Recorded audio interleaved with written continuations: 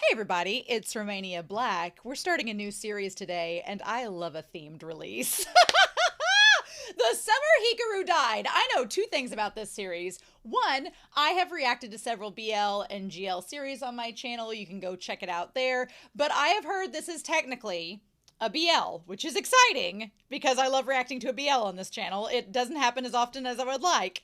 But the other thing that I know that has me like nervous laughing is that it is a horror anime. That's all I know. That's all I know about it. Am I terrified? Yes, a bit. Summer horror movies? What? If you have heard me talk in any capacity on my channel, you know that I am not a horror movie person. I did dip my toes in the water and watched Uzumaki this last fall, which was a horror anime, and that was disturbing. So, but I've had a lot of people request that I watch this series, and they seem very excited about it. So here we are. Now, if you are new to my channel, a couple things I want to talk about before we get started. One, the link is down below for the reaction. That's what we do here for the most part. So there is a link down below. You click on the link here in a minute, and then at the end of the little preview that says, look at the link in the description, come back. We'll talk about the episode there. That's what I like doing. I like watching the episode, reacting with you all, and then coming back, and we're going to have an honest and open and wonderful discussion about it. Who knows how long it'll be, but we'll see. The other thing is I don't like spoilers. So please, in the comments down below, either spoiler tag and be like, oh, don't read Romania, it's a spoiler, so that you can talk with other people about spoilers, or just avoid spoilers. If the show's gonna tell me, you don't have to tell me right now. We'll find out together and then we can talk about it. But the other thing is that I'm kind of glad that I am reacting to this because I actually was given the first volume of The Summer Hikaru Died in manga form in one of my unboxings on the channel. And I've conveniently put it on the shelf to be like, I will get to that eventually. So it'll be cool to kind of go through it at some point when we've covered all of volume one's, you know, contents, whether it's this season. This season's 12 episodes, so it's going to be interesting.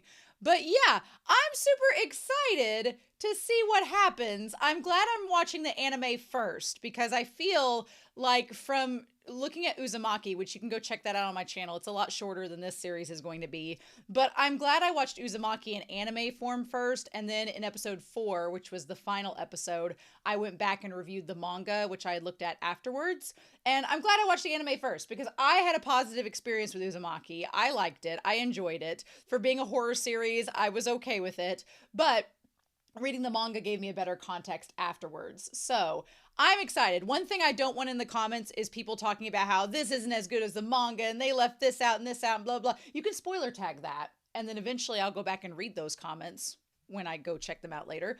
But for now, I want to just enjoy the anime as it is, and we'll see what happens. So I don't know anything going into the series. I have conveniently I've not read the teasers, the tags, I've not watched the promos. I want to go in 100% blind with you all week to week and see what's happening in this crazy series. Because I'm sure if it being a horror anime and a BL, these are two genres I've never experienced crossed before, so that's going to be interesting. The one thing I did look up as I'm watching this on Netflix, and Netflix sometimes has some interesting like little descriptors, like it said TV-14, and then it said for smoke, language, fear. I'm like, oh, I'm glad you gave me the warning for fear, Netflix. Good job. But it literally just came out like 20 minutes ago, and I've been anticipating this for a long time, and so I instantly wanted to sit down and watch it. So I'm excited to watch with you all. I hope you all enjoy, but we're not going to waste any more time. So you can see the reaction in the link down below, but we are going to start The Summer Hikaru Died. The Summer Light Died. Oh boy. And we're going to do this here in 3, 2, 1, and let's wake it up, y'all.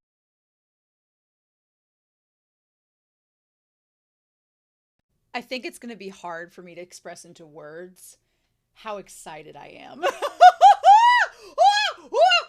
Hi! So, we're going to talk about this episode now, and I'm so hyped about this series. I am so excited about it for a number of reasons.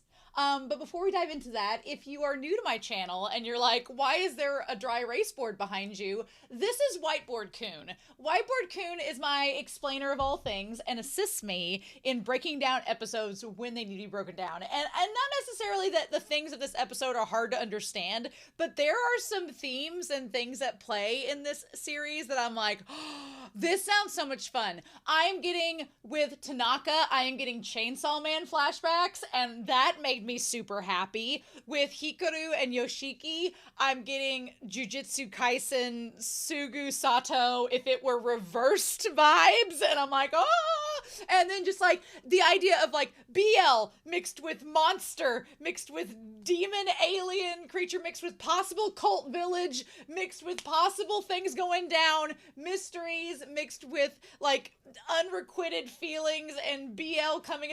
There's a lot going on, and I'm super excited. So yeah, I'm glad right off the bat the summer Hikaru died. Now looking at the title alone, Hikaru technically died in January of 2020. So before the pandemic.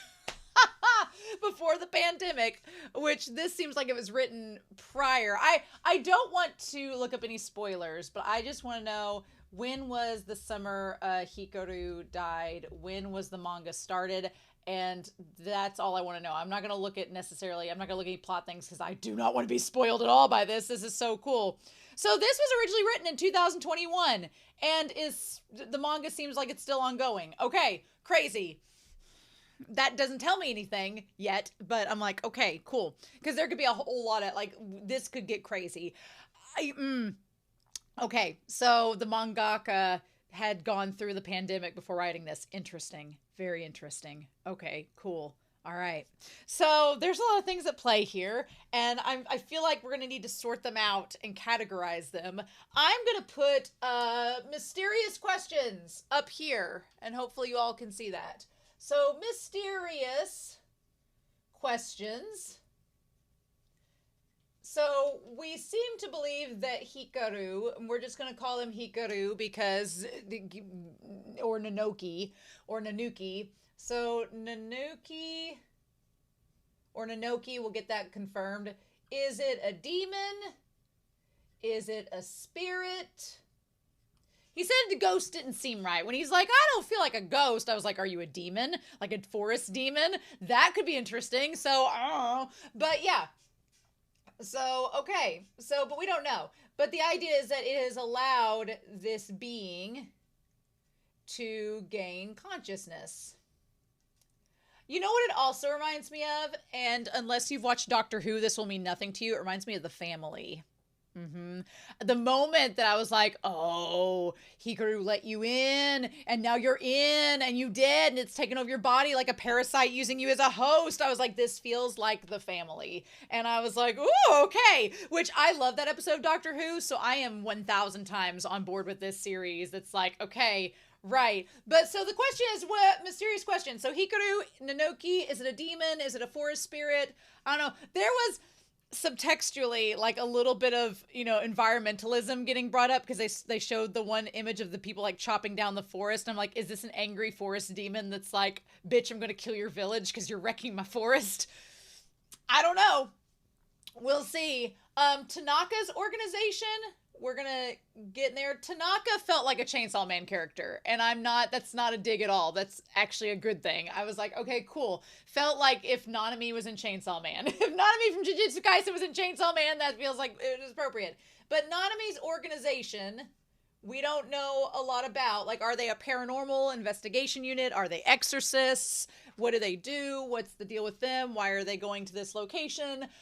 The whole thing with the child in the closet, we're going to talk about that when we get to it, but what's their deal? What's their organization? At the end of the episode, it seems like he's like, okay, I'm tasked with going after this spirit creature demon in this village. He's like, I don't think you all know what you're dealing with. And it's like, okay, cool. And so then we have, we're going to put up here BL themes. We're going to put up here BL themes and kind of explore those there. And I might switch over to the red marker because that purple marker is not doing me justice. So why not do blue and red? That seems appropriate for these two. So BL themes, we're going to look at that here in a second and go into this. But I'm glad that in this episode alone, we get to know that Hikaru is dead, died in January. This presence took him over and is now using his body and experiencing life through his body. And we'll talk about that in this episode.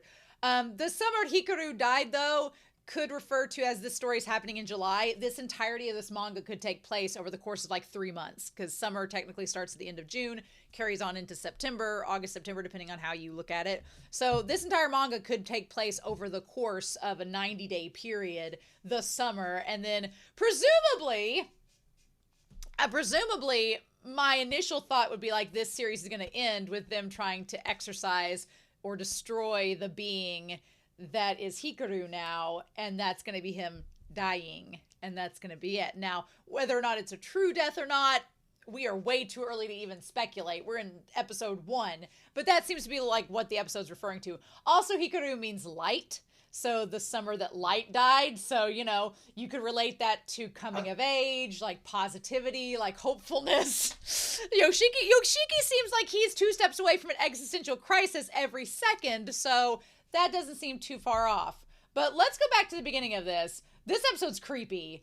I appreciate the tone of this series, that it is not outright jump scares make me sad. They just freak me out. And I was waiting for a jump scare with the old lady, and I was like, oh, thank God. But there's a lot of creepy overture here. So Nisayama is where this story is taking place, which we'll just write that down here. So Nisayama, and there's the mountain area that's there. And so it seemed like, okay, question. So it seemed like Hikaru was going to the mountains alone. The question is, why? Why was he going up to the mountains by himself? And he did not seem like he wanted Yoshiki to follow him or come with him, which they were friends, so it's interesting. So that leads me to believe that there could have been some shady stuff happening with Hikaru, and he didn't want Yoshiki involved in it. You know what it's also giving me? It's also giving me Twin Peaks. It's giving Fire Walk with Me, and I love Twin Peaks. So this is hitting a lot of boxes that I'm like, okay, I'm excited to see where this goes. What are we doing with this? But it's raining in the woods. Yoshiki is running, looking for Hikaru, ignoring like all of the tree branches and everything in this forest, falls down, looking for Hikaru. And like, did you find him? And then there we see like the little light that is the demon or the spirit. Okay. And they're like, Hikaru. And then this, like, it looks like an amoeba. It looks like a parasite. I don't know what to call it because we don't know exactly what it is yet. But we do see, as Yoshiki's looking for him, we can't keep searching like this. Let's retreat for now. Okay. Interestingly enough, okay, so, and then Hikaru's fell down. Now, I don't know, it looked like he had cracked his head, so, like, what killed him, what happened, we don't know yet. Interesting. Okay, so there is something in his backpack, okay, that looks like a talisman. It looks like something that he took that maybe he shouldn't have taken. Like what is that? So, okay, this weird-ass talisman. Why did he have the talisman in the bag? Why was the talisman in the bag? We don't know. My dogs are probably going to bark.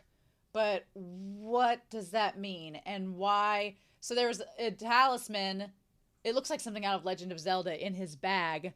And his backpack, like, was broken. So did somebody try to mug him?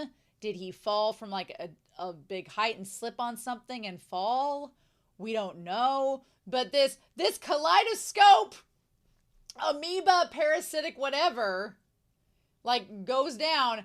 Okay, one other thing that's weird is that Yoshiki, like, shines the light on the tree, and the tree looks like this feminine figure. So, instantly, we're going to talk about Yoshiki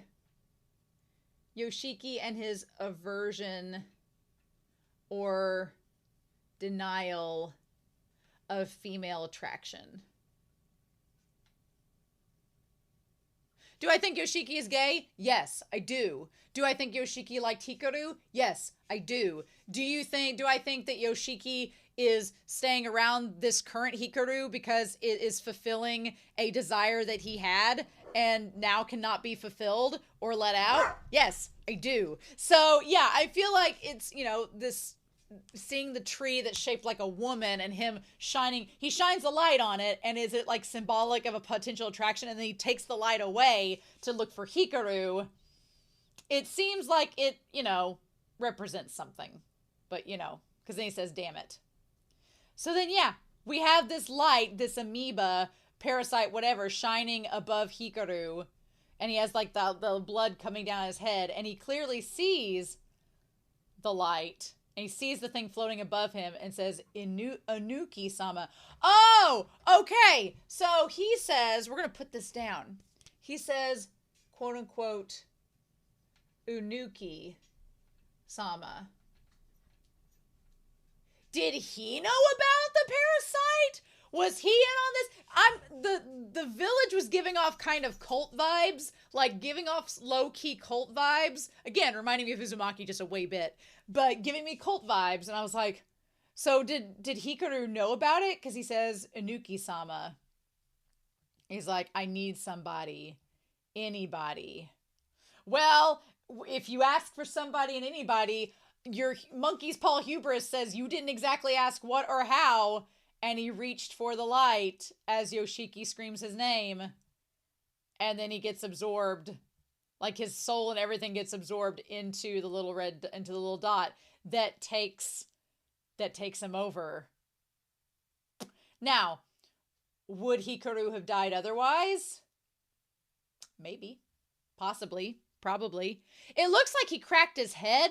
Like, it looks like he fell and cracked his head open because he said he was near death, but we don't know anything else. We just know that he fell. There's a tree that was smacked that's fell down. So what's the deal there? Like, what's up with that? We don't know. But, okay. And then we start over 6 months later, 6.5 months later into July in the same village.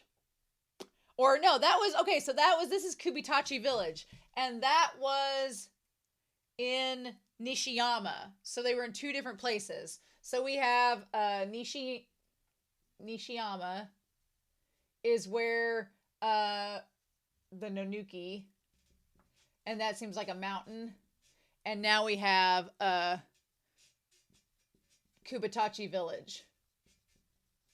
So we have two locations. Okay. Okay. Buddy. Okay. So it's like, what are we going to do? All right. So then this city feels it feels extremely rural, lived in, gritty. I love that I like the animation. It's different, but I like it a lot. It probably is based off the manga, and they're like, it's nice and cool here. Is that all they got? The ice cream sign lied to us. They just have the 2 soda pops. All they got is Papicho. Like little frozen soda pops. Yeah. Okay. And so we have the 2 of them sitting out there. And drinking the sodas. And saying, Mr. Hara making us run in this inferno. Why has he got a torture? And he's like, torture. He's like, no. You got to work on your pronunciation. It's torture. So again, what's interesting is it's like since he came back from the dead, he's been relearning. It's kind of like this spirit, this being is learning English, getting adjusted. And the thing that's crazy about it is that the being has Hikaru's memories. Memories, but not the experience. So it doesn't know how Hikaru felt.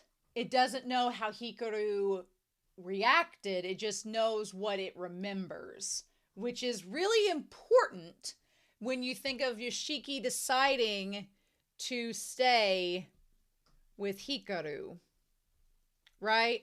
So with it deciding to stay with Hikaru, okay? And the main reason for that is why it feels so important in this moment is because Yoshiki, he definitely harbored, or it seems, I'm assuming, harbored feelings for Hikaru. This is the Schrodinger's cat of it all, and where things get really dicey, and why when he asks later, he's like, do you like me? And Hikaru says, yes, I do like you.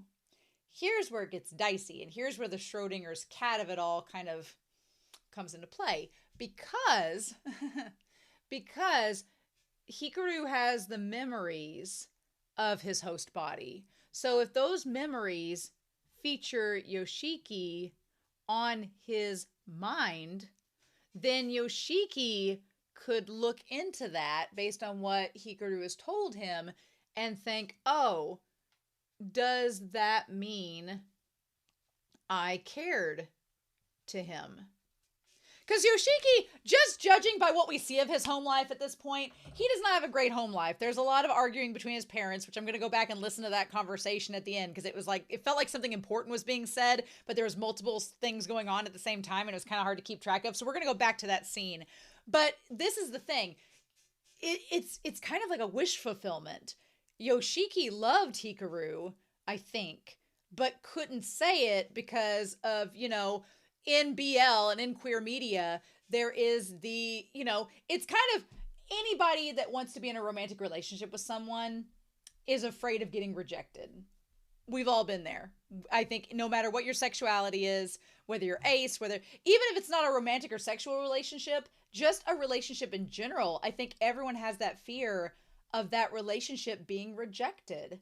And like, what if this person doesn't want to be in a relationship with me or a friendship with me, right?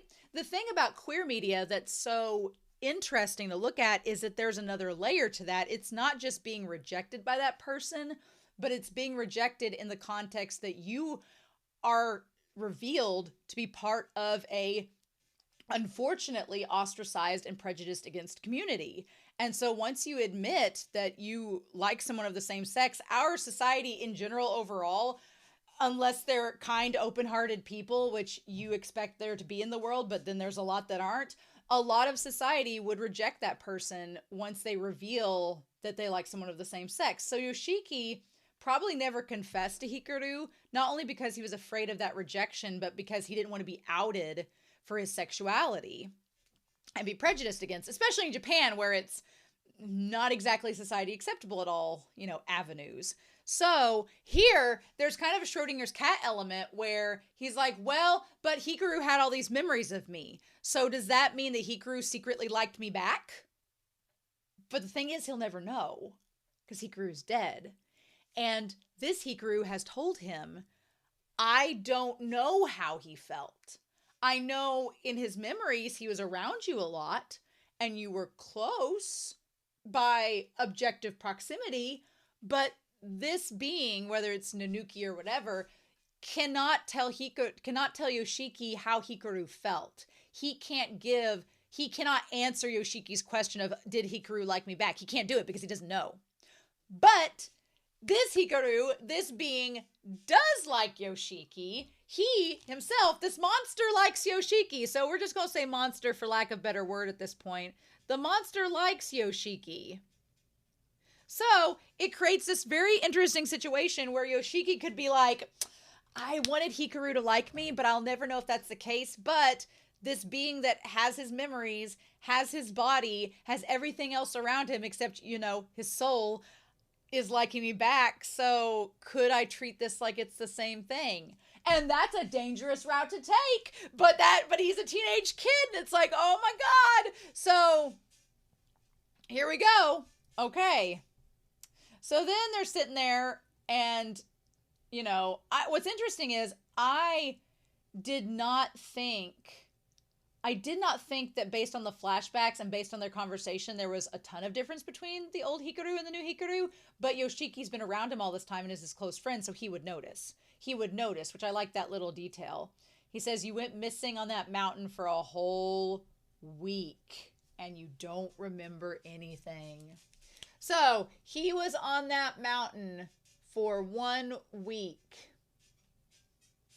Doing who knows what? Where's the talisman? We don't know. He's like, you don't remember anything? He's like, no, not at all. which is a lie, as we can find out. He's like, it's been half a year and you still can't recall. And he's like, how long are you going to keep nagging me about it? He's like, you know how worried we all were. Mm-hmm. And then he's like, were you lonely without me? Here's the thing, right? Here's the thing. So I like the detail of Hikaru has the red irises, which are not black. And so depending on whether they're black or red, show like if it's a flashback or not. I like that little detail. The moment he starts says, were you lonely without me? I'm like, he just has memories of what happened between him and Yoshiki, but he has no actual like context beyond that of what that felt like or those experiences. So him saying, were you lonely without me? It's almost like the entity itself is teasing Yoshiki and has grown an attachment to him. And it's kind of like, does Yoshiki accept the attachment under the guise that it's Hikaru, or is he going to develop an attraction to the monster, or is he just having the attraction to the monster because it's Hikaru? I mean, I didn't walk into this expecting a monster, pardon my language, a monster fucking element, but we're here. It's real because this is a monster. So, okay. And Yoshiki, you know, Hikaru's joking, but Yoshiki is not, which is interesting. He's like, no, not really. He's like, I bet you cried like a baby. Don't leave me alone, Hikaru. He's like, don't get cocky. Uh-huh. Mm-hmm. And that's when Yoshiki's like, hey, I want to ask you a question. There's been something on my mind for quite a while now. You're not Hikaru, are you? I love we get this in the first opening like 5 minutes. The first 5 minutes. We get this revealed, which is great. And then he's like, I thought I copied him perfectly. And for this to just like come out and then like everything. I love that it comes out of the eyeball that was the one that was injured. Oh, and then look, let's all be real. Let's all be real. If you watched your best friend from high school grow a glob out of its face and be revealed to be some otherworldly being, and then that otherworldly being is like, don't tell anybody that I'm a monster or I'll kill you, cool? What would you do? What would you do? I think I would kind of be doing what Yoshiki is doing on the surface, because I would be like, I don't have any way to get out of this town. My parents don't seem like they're going to be much help. I don't have a good relationship with them. Also, self-preservation would be like, let's just go with this. But it's more than just self-preservation with Yoshiki. There's an underlying, you know, tone with this that he's doing this for ulterior motives, not just for self-preservation. And yeah, so this being that like comes out there and then looks right at him. Uh-huh. Yeah, that's insane. I'm begging you. Don't tell anyone. This is my first time living as a human. Ooh, this body and personality isn't mine, but I like you a whole lot. So please, I don't want to kill you. Oh my God. And then Yoshiki's like, shit. What is Fifth Harmony's song, I'm in love with a monster? Is that playing during this episode? It might as well be. Yeah, him having a panic attack. That seems pretty appropriate. Yeah, this is crazy. This is crazy. And I don't blame Yoshiki for freaking the F out. But yeah, him saying, even if he's a fake, I want him to stay. I love the idea that you saw the right eye of Hikaru crying in that moment, and then you see the left eye of Yoshiki. Ah. Also, this monster growing an attachment to Yoshiki, who just happens to be the host's best friend, is just mind-blowing. Mind-blowing. And I think it's a genuine attraction. I think the monster really does like Yoshiki. I really think so. Which makes this, you know, all the more problematic. So, okay, we went back to the very beginning, before the death, and Hikaru says, I don't know after high school what I'm going to do, but I'll probably take over my grandpa's mushroom farm. So that's a thing. Which I was like, fungus, parasites, get 6 degrees of Kevin Bacon. So he asks Yoshiki what he's going to do, and he doesn't know. Yoshiki is the titular, he's the titular character that doesn't have ambition, or if he has ambition, he doesn't know where to direct the ambition towards his future. And Hikaru's like, well, you're smart. You could ditch this village and go to college in Tokyo if you wanted. But he's like, let me guess, you don't want to leave me. Interesting. So yeah, he's like lame. He's like, shut up and die already. So there, I feel like there's even, this is the crazy part, because these moments, like where Yoshiki is remembering what Hikaru was saying to him, there is the monster, you know, flirting with him. But that makes things even more complicated, because in this moment, the old Hikaru was kind of flirting back with him too. And so if you were Yoshiki, I could easily understand how you would be confused by all this, being like, did he like me or did he not? I could find out through Hikaru now, and if it's not the answer that I want, I can just say it's because he's a monster. I don't know. Because when Hikaru is telling him this, like, if you find a hot girlfriend in Tokyo, his face is looking away, so Yoshiki can't see his expression. He's like, I'm going to be hanging around your place, so you'll never be able to take her home. And then Yoshiki says, like I could get a girlfriend. He says, you always get pissy when we talk about this stuff. You could find a girlfriend easily. It's interesting. So he says that Yoshiki gets mad when they talk about girlfriends and everything. And I think, again, it's an underlying, he's not interested in women, but it's uncomfortable to talk about because that would out that he's gay. And then whenever Hikaru's like, oh, you could get a girlfriend, he turns his back. So there's a part of us, the audience, that's like, was Hikaru also gay and just didn't want to admit it? Or was afraid to admit it? Were they both too afraid to admit their feelings to one another because it would reveal that they both were gay? Or is this just the fact that Yoshiki can't tell? He wasn't aware of what he truly was feeling. It's a Schrodinger's cat situation. So then he's like, oh, hey, Hikaru. And then you can see it's winter outside. And he says about this weekend. And he's like, oh, I got plans that day. I'm heading to the mountains. And he's like, well, what are you doing in the mountains in January? And he's like, I can't tell you. It's a secret. And that's when he wakes up. So the secret, what the fudge is the secret about? That's the question. Why we got a secret going on? What is happening? Okay, I think there's some things interesting in this. One is that it seems like Yoshiki's been taking medicine. From watching March Comes In Like a Lion, that looks like stomach medicine, like he's having ulcers, which could be, you know, from stress. And it appears like he's been taking them for a while now, so it's probably not just the fact that he realized that his best friend's a monster, but it could be from other aspects as well. Also, the dog blanket with the bows, I'm like, was that his and that's just his style and he likes that sort of thing? Was it his sister's? Was his family, like, you know, impoverished and they just got whatever blanket they could get? We don't know. So his mom keeps yelling for him to come downstairs and eat breakfast. I do think there's a really sad part here where Yoshiki is like, the last thing I saw of Hikaru before he died was a silly impression. And you get the idea that he's kind of like, I wish I'd, you know, had a more meaningful conversation with him before he died. But that's not how life works, you know? So yeah, interesting. And he just got the medicine, so maybe he has the ulcers, so ugh. It's hard to watch him be in pain. I don't like that. I don't like our boy Yoshiki being in pain. So then they're like, we've got plenty. Okay, so someone shows up and gives his mom like some groceries. Interesting. And Yoshiki seems a little bit estranged from his parents, right?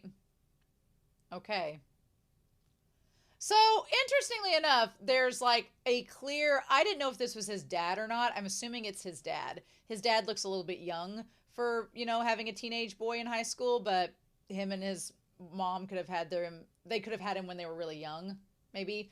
The fact that the dad and the son sit at the table, but the body language, everything about it tells you all you need to know about them. Hikaru is, or Yoshiki rather, is facing his dad, eating breakfast, like clearly open to a conversation happening. The father is turned away with his feet facing outward. His body is turned away from his son, and he's reading a book like he really does not want to talk to his son at the moment.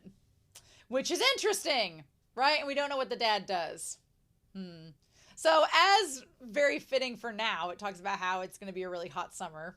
You know, a hot monster summer. So they ask if Kaoru is still asleep. And then we have Kaoru. We have a bunch of manga on the bed. She's got like the cute little short haircut, the teddy bear, all that. Interesting. Yeah, so Kaoru is the little sister. But what's interesting is that Yoshiki does not respond to the dad. He's just sitting there on his phone. There's some tension there. And the thing is, the dad doesn't press him and ask again. He just, like, turns away, and the son leaves before talking to the dad. Interesting. So, Yoshiki does not want to talk to his dad. There's not a good relationship there. And at the end, it seems like the mom and him fight a lot, so curious.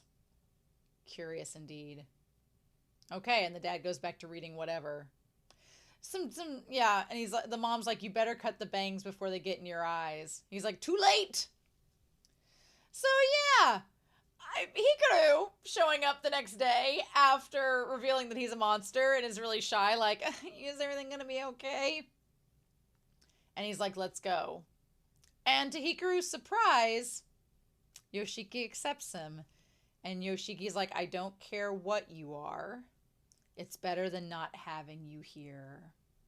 Way better. So yeah, Yoshiki, and you can't blame him because it's like your best friend died, but they're still here. What do?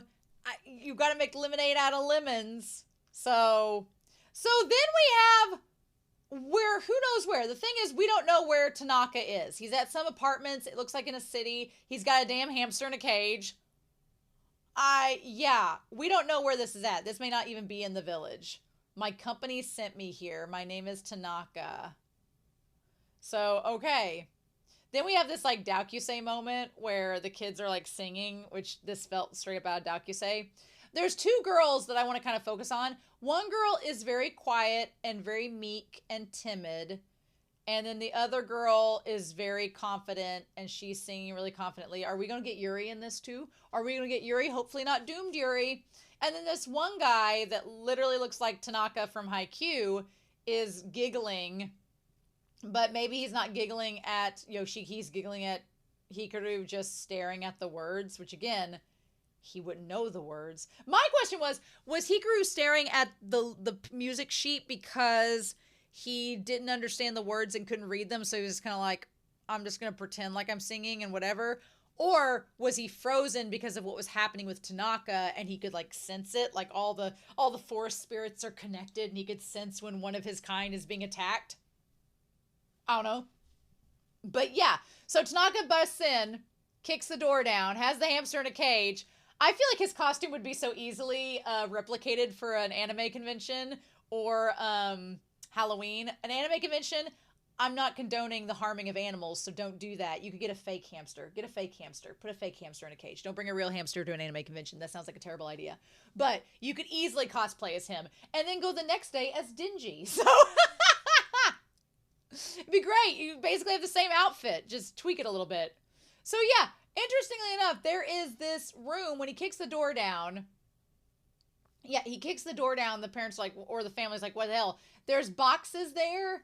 There's like sheets and stuff. It looks kind of deserted, like they're packing up. And then sees something coming. He's like, right there. Interesting. And then throws the stuff out of the closet and throws like seemingly a picture or something that might have been blocking it.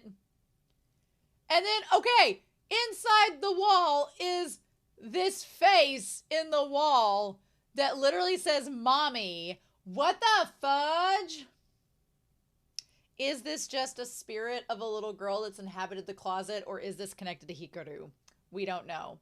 The point that we do know is that, I like the one music director's the potential, I can feel it, is that Tanaka just sits there with the crowbar and hammers in the closet.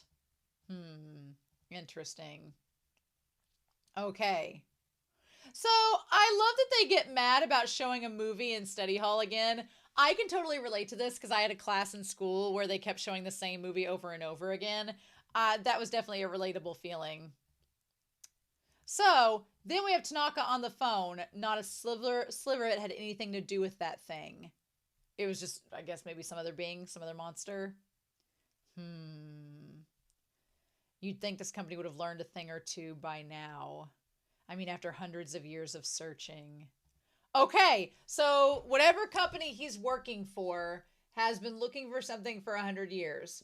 Are they looking for Hikaru's parasitic host spirit? Maybe. You know. So my thought was, we see this person here.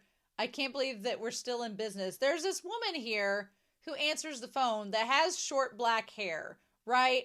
Is it weird? I thought it was the sister. I know it probably isn't because the sister like looks like a little kid. Is it weird I thought it was her? Is it weird because of the short black hair? And because the figure, if you look forward, looks like they're a little kid. They look short and like they have a little skirt and a jacket on. Now, I could be totally wrong and it could be a full-grown woman that they're just showing us from way far away. But I'm like, what if it was Yoshiki's sister? What if it was? I don't know. What if she's like a super savant? We don't even know it. Probably not. But they're like, okay. I mean, I'm probably wrong. I take my job seriously. I love it. Okay. Maybe this was a high rise in the village. I don't know. And he's like, welp, that thing won't be easy to find. I'm curious why he has the scarring on the back of his neck or what that is, that psoriasis. That's interesting. Okay. So they're watching this really trashy movie about this guy abusing this woman, which I'm like, and Hikaru is like sobbing during it, saying the poor woman, which I do think speaks for the spirit that he does have some kind of sense of empathy. Right? Which is interesting. So he feels sorry for the woman that's getting abused. Now, he kills a woman later on, so we'll go about that. But yeah, he's like, why are you crying? And then he's like, well, you know, this is my first time seeing the movie, even though Hikaru's watched it before. Okay. So he's like, where's your keys? Check your bag. And so we see the two girls, and they go out there and go to, I wonder if there was like anything important in the bag. There's something about mathematics, all that. We see the girls setting up for like playing music out in the streets, which that was a cool scene. Okay. So yeah, he finds the key to the bike. It was in my classical literature book. And then we see the people. I love the way they play outside and it becomes the soundtrack. That part was really cool. I enjoyed that a lot. But yeah, so then we get the shots outside the school. I love how grungy it is. I love how lived in it is. And Yoshiki is smiling, having a good time, being like, let's just not think about Hikaru being a monster. We can make this work. This is totally fine. It's all good. But yeah, everything about the world that they live in, this little village, it feels lived in. It feels real. It feels grimy. I love it. The one sporty girl that is most certainly not going to be in a Yuri ship this season is playing volleyball. And is super sporty and cool. The other girl seems really quiet and meek, you know, perfect Yuri shipping material, but I'm not going to get ahead of myself. But yeah, I also like just the images of Hikaru learning to ride the bike, like taking the corner and things like that. Yeah, the other younger girl, she seems pretty timid too. So they go to the street arcade. I like Master, which looks like this, it looks like something like Shaman King or something, with the magical cat and the girl and the yellow-haired and blue-haired duo that are rivals. It seems great, you know. Nice parody. So yeah, Hikaru wants to see it. Meanwhile, while this is going on, we immediately cut randomly to the forest where these guys are like cutting timber out of the forest.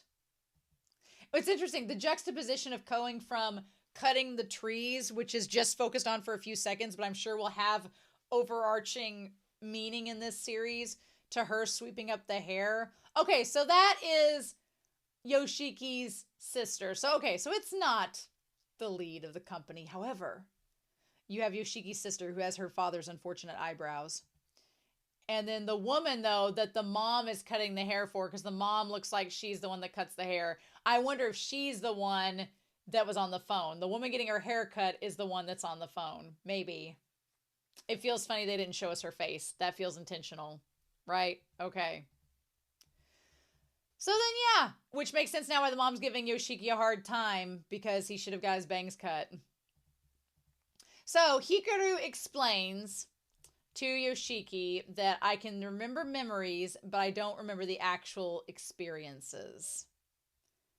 And he's like, are you a ghost? And he's like, nope, that doesn't sound right.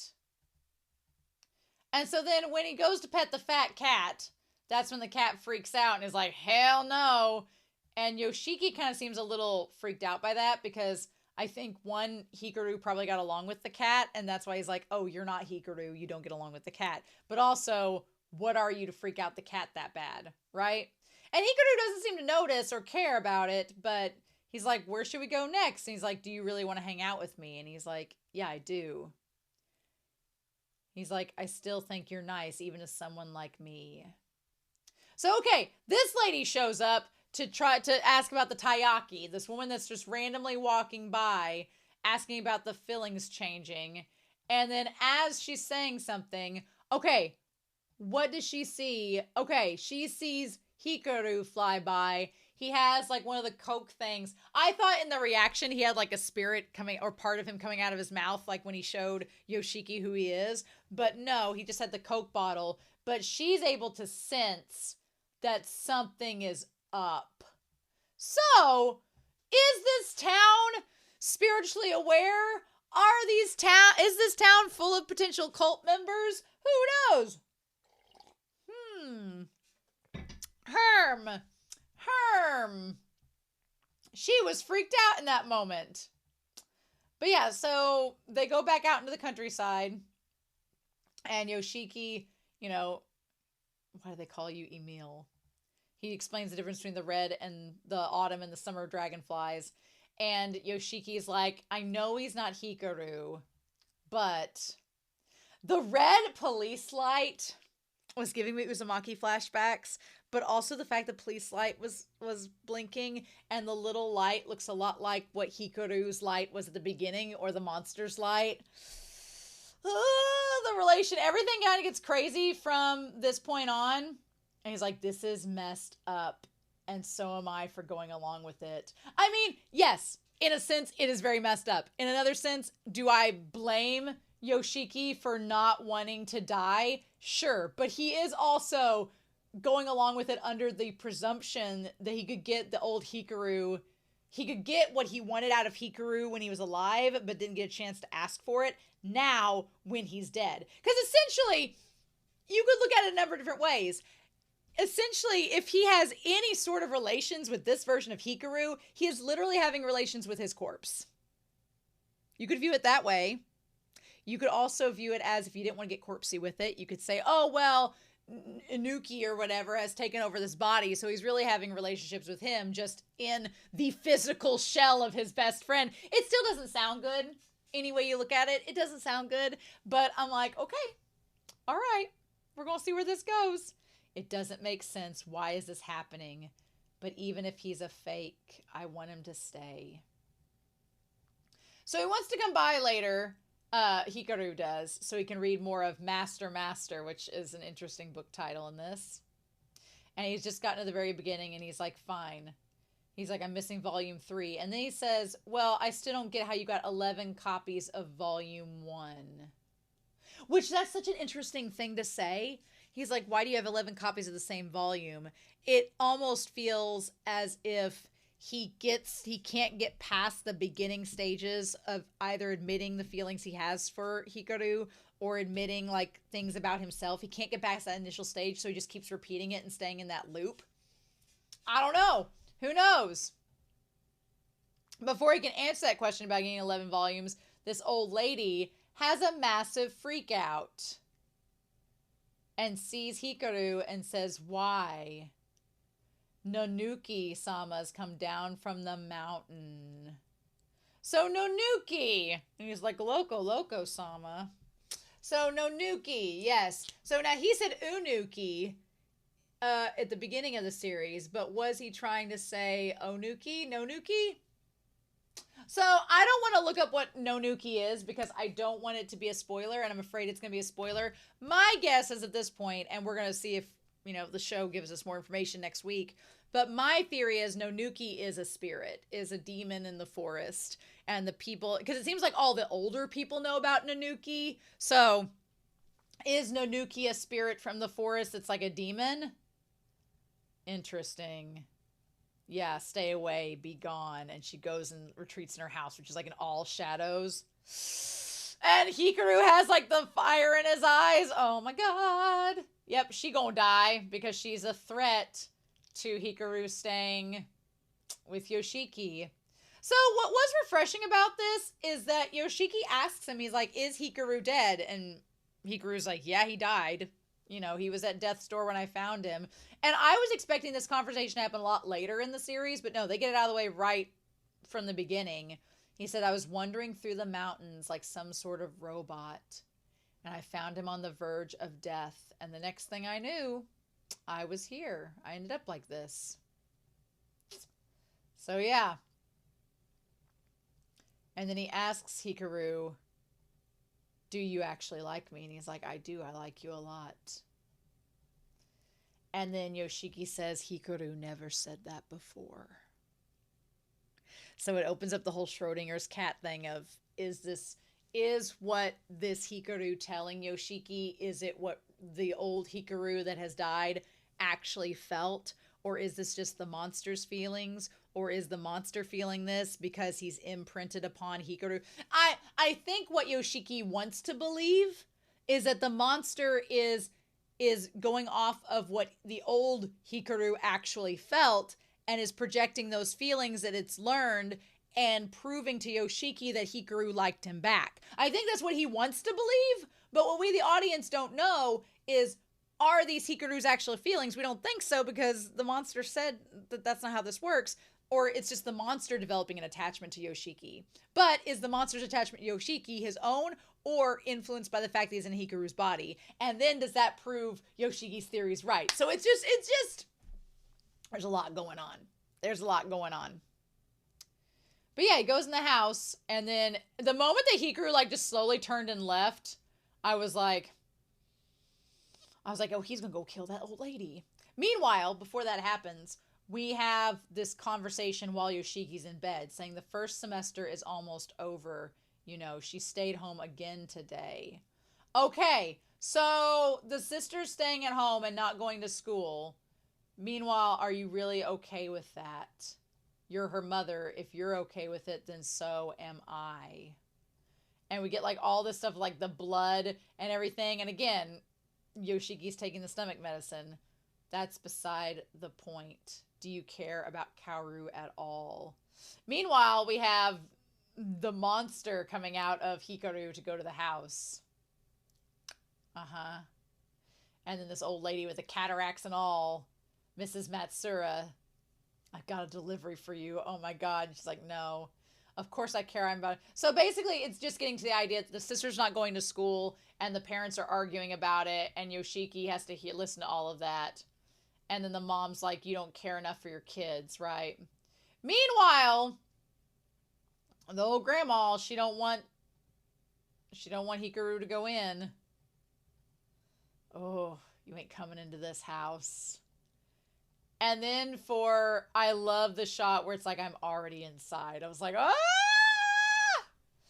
And her turning around, I was expecting a jump scare, and I was like, bitch, don't you dare. But instead, it's just literally like, it looks like a trail and then the eyeball. What the fudge? What the fudge? Oh. Oh, but what did it do to her eye? Did it already get inside of her eyes? Yeah. Oh! Mm-mm. Mm-mm. And he's like, good night, Hikaru. And so then we have the red light and the sirens of the police. Oh, I love it. And the police lights are just a little bit of a different shade of red. Mm-hmm. Mm-hmm. So the woman that's the daughter identifies her, and it seems like the lady that identified him at the shop was helping her. So there's something going on. Okay. Yeah. And they're like, why? And this old man says that he's next. Why does he think that? No, Nuki-sama's coming to get me. Why are these old people freaking out? And then they said Indo's ritual was a failure. So what was the ritual? Who's Indo? So now we have Indo doing some ritual that failed. What the fudge? Why is this town a cult? What is happening? Oh. Okay. And then Takeda, what's our next step? So Takeda calls Tanaka. And Tanaka, like, playing the happy, like, pop music with, like, this creepy-ass apartment that's got all these knickknacks and things in it and dummies and dolls. What the fudge? I'll do everything in my power to help. Okay, and he's got a map. I'd rather not visit that gloomy Kubitachi village, though. There's so many cigarettes there in that I don't even want to think of the smell of that apartment. There's so many cigarettes in that ashtray. And he turns up the music. Then again, those villagers don't know what they've got on their hands. He has like a Pepe Sylvia conspiracy board of his own. This is crazy. I love it. That thing will be as easily dealt with as they think. Okay, so he's got the house, the people there, interesting, the mountains. What is with his eyes? You can see, like, through the screen, like, there's something up. Is he blind? Is Takeda blind? Because it doesn't look like he has any pupils. I'm so curious. Or Tanaka. Logan Lampkins, you did a great job with ye old translations, my dude. Y'all, I've talked for this series for almost an hour, but I am so freaking excited. This is crazy. This is crazy. And I'm 1,000 times here for it. Yay! So, Summer Hikaru Died has won me over already. I am down. I am ready for this horror BL mystery. It's like thriller, mysteries, BL, unrequited love, monster effing. I'm just, yes. So, obviously, I don't want any spoilers. Spoiler tag anything that you're going to spoil. But I am excited to hear what you thought about this episode down below. One thing, please don't tell me if you're like, oh, the manga's 1,000 times better and they messed all this up. Save that for the very end of the season. Make yourself a document. You can use Google Docs, Microsoft Word, whatever you want. Take a pen and paper, a chisel. Write out your complaints of what they got wrong in the season. And then at the end of the season, you can give me a harrowing, hard comment list so that I can go through and know, okay? Anyway, I'm so excited, y'all. I cannot wait for episode 2. But in the meantime, I hope y'all have a wonderful week. Please stay safe, take care, and yeah, I'm going to be back very soon with more of The Summer Hikaru Died. See you then. Bye.